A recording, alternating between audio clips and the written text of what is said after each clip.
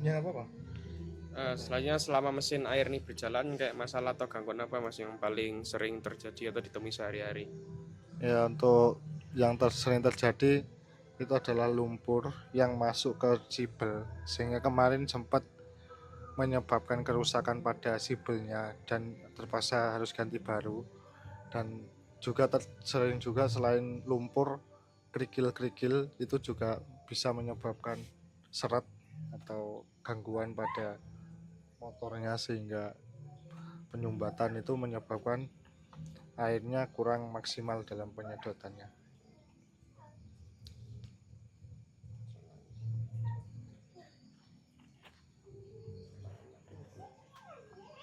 Terus next itu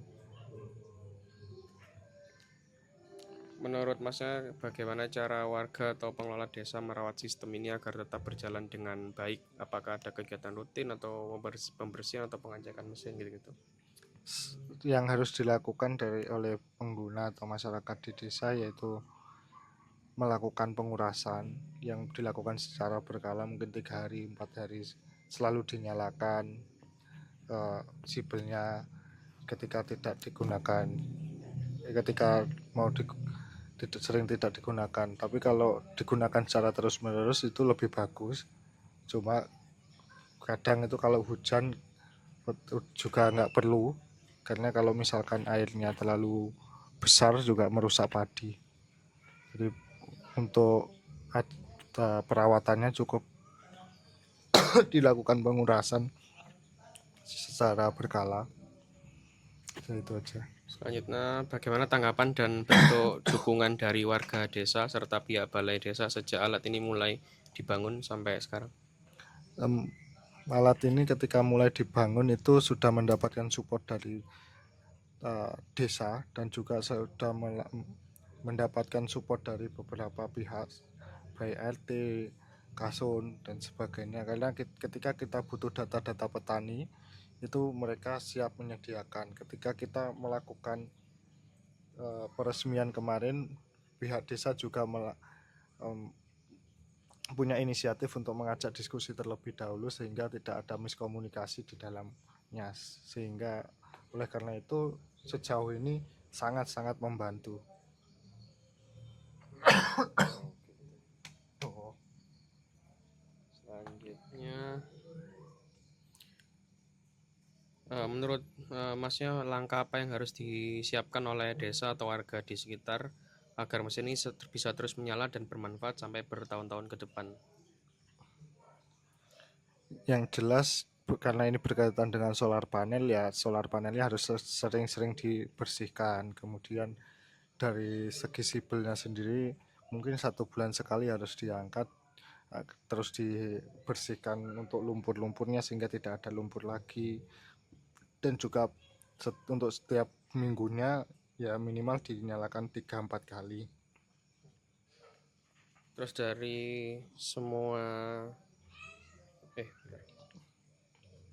terus dari semua pengalaman Masnya selama ini hal yang menurut Masnya paling penting dan sangat menentukan agar proyek ini bisa sukses awet dan nggak mangkrak di tengah jalan apa? Tentunya karena ini berhubungan dengan sumur ya otomatis air. Ketika debit air ini terpenuhi secara terus-menerus atau selalu ada istilahnya ketika kemarau, karena itu semua pasti akan berjalan lancar. Dan juga kebersihan air juga, karena ketika kotor itu tadi mempengaruhi sibel, ketika bersih otomatis jalannya lancar. Selanjutnya dari sisi mesin, kelistrikan, dan panel surya, kerusakan atau gangguan teknis yang paling rawan terjadi di lapangan bisa diceritakan proses memperbaiki masalah tersebut selama ini. Yang paling sering terjadi gangguan teknis dan cara memperbaikinya selama ini Nah, pernah terjadi. yang sering terjadi itu tadi berhubungan dengan lumpur yang masuk ataupun kerikil yang masuk ke sibel.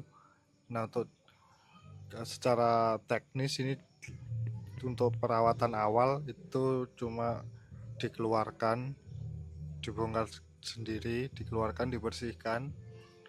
Tapi ketika sudah parah itu kita tidak bisa melakukan perbaikan dan kemarin harus diservis.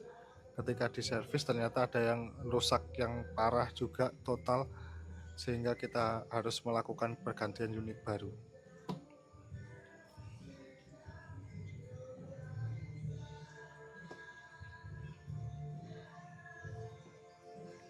Terus terkait alat otomatis pengukuran kebersihan air seperti tingkat pH dan kinerja air, apakah alat tersebut selama ini membaca data dengan baik atau ada kendala yang sering muncul pada alat pengukur?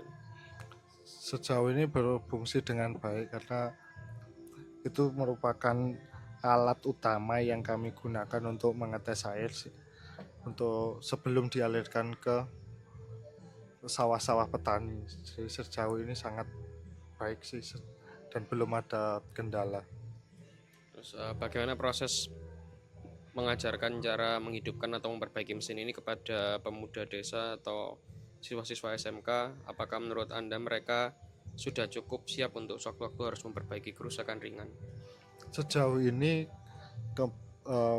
pihak pemuda di desa sangat open akan teknologi submersible ini dan hampir bisa dibilang semua bisa mengenal basic-basicnya. Jadi untuk pelatihan-pelatihan itu akan sangat memudahkan pemuda-pemuda ini dalam mengoperasikannya.